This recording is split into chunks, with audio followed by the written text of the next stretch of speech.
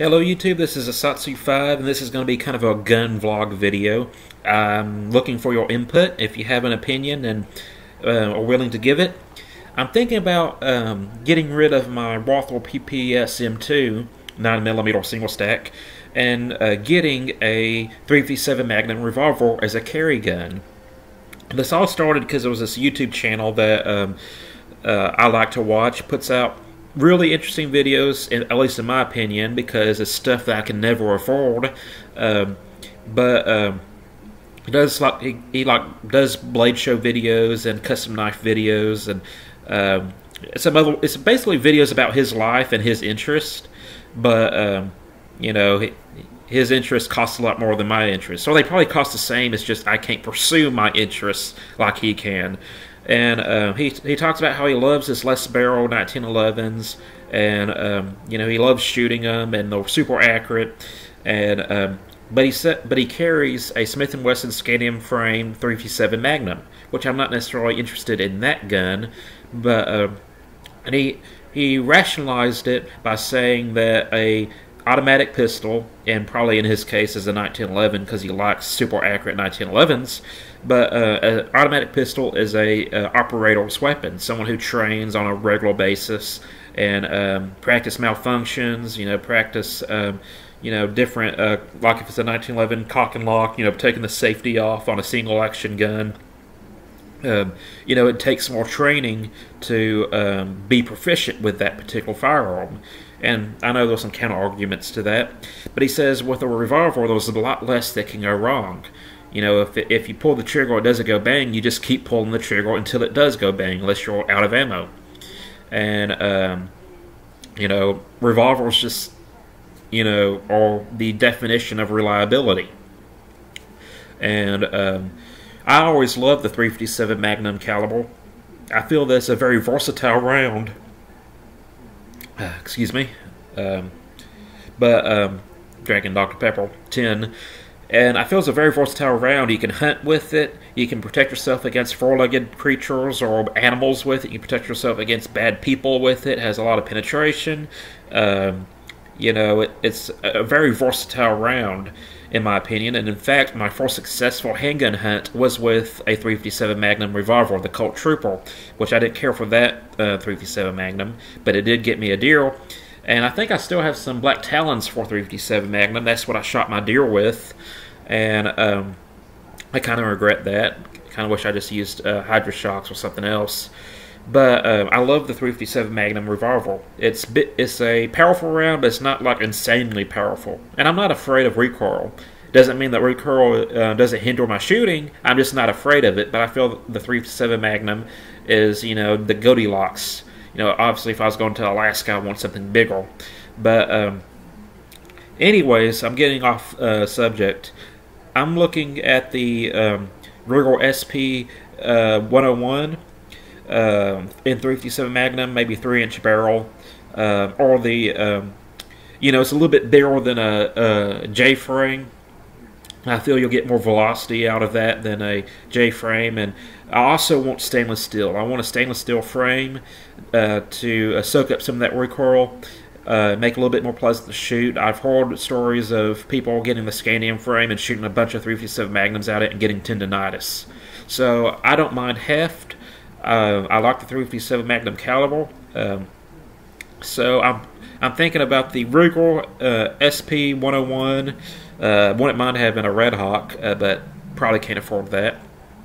And also looked at a Smith & Wesson J-frame 649, which is a stainless steel J-frame that has a shrouded hammer, but you still have the ability to pull the hammer back and shoot. And a lot of people say, well, in a self-defense situation, you're not going to be able to do that. Well, it doesn't mean I don't want to do single-action shooting in other situations, you know. I just like having that option. I used to really enjoy single-action shooting with my Ruger Vaquero, Ruger Blackhawk, Ruger Old Army revolvers. I love Ruger single actions. I have a good bit of experience with those. Wish I still had them all. I regret getting rid of them. But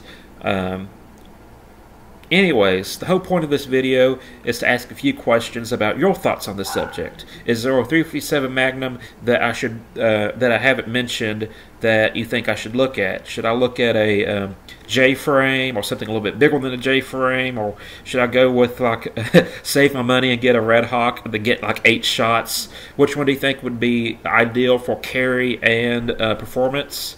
Also looked at the LC Earl. I don't think I want something like that. I want something stainless steel. Also, this is a question that I've been wondering for quite a while, not necessarily because I'm interested in a 38 Special Plus P, but just because I don't get the logic behind it. Why would you opt to buy a 38 Special Plus P revolver and not a 357 Magnum revolver? Why would you get a J-frame that's chambered only for 38 Special Plus P, but not 357 Magnum? And this is my thought process on the subject. If I get a 38 Special Plus P, that means I can only shoot 38 Specials and 38 Special Plus P, and that's it. With a 357 Magnum revolver, I have a third round I could shoot in it. So even if you don't plan on shooting a 357 Magnum, at some point you're going to need to buy more ammo, and it might be convenient. Oh, I'm going to the store to buy ammo for my gun. Oh, they're out of Plus P. Well, I guess I'll go ahead and get 357 Magnum, or, so there's a broader range of ammunition that you can shoot out of a 357 Magnum as opposed to just a 38 Special. And I just think it's more practical to have the ability to shoot that third round, or that third designation of whatever.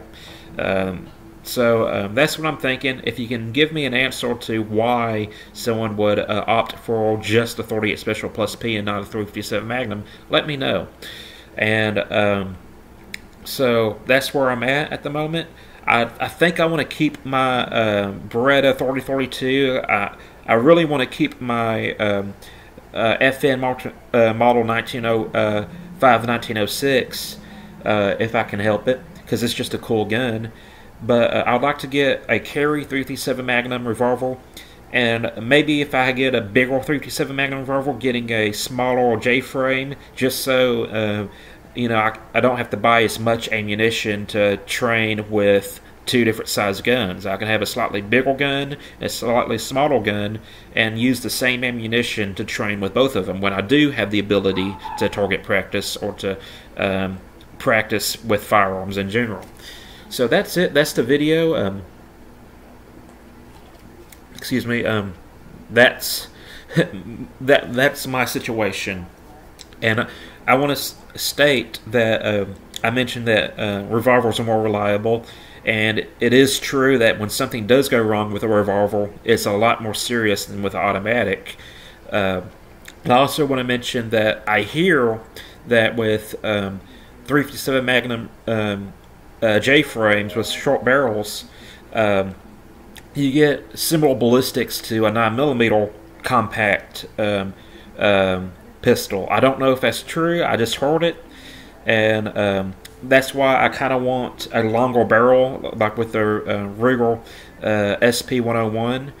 To get more velocity, make it more versatile in different situations, but I still want to be able to carry it. So just weigh in on your opinion. If you're knowledgeable about carrying revolvers or 357 Magnum for self-defense, let me know what you think. And I appreciate your feedback. And that's it. I'm Satsu5, and I'm out.